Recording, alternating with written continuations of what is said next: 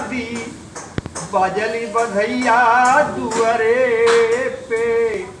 यही तर्ज का लाइन है, लेकिन कहना बा का कहना भैया, छोटा सा लोकगीत का दस्तान बा। कहना बा का कहना भाई कि बिटिया का केहू नहीं, बिटिया का केहू नहीं करेला कदरिया, बरस पे नजरिया बिटिया के।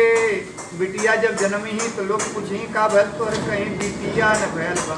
बिटिया एक बेरी वहीं मर जाथिन भैया, और एक बेरी मरबई करथिन, और एक बार शादी बियाह होता तब वो बिटिया मर जाथिन। गाँव से डोला निकलत कहते बिटिया 3 बार मरल ली भाई। बेटवा पैदा हो लोग कहीं का भैल हो, कहीं कि बेटवा पैदा भैल बा, कहीं चल मिठाई पेड़ा वड़ा बांटल जाए जयराम जी, कहीं का भैल बा। आज बड़े खुशी की बात हो, कहीं तो अरे भौजी के हमारे मलकनिया के बेटवा न भैल बा। लेकिन बिटिया जितना काम कर देती उतना बेटवा नहीं करते।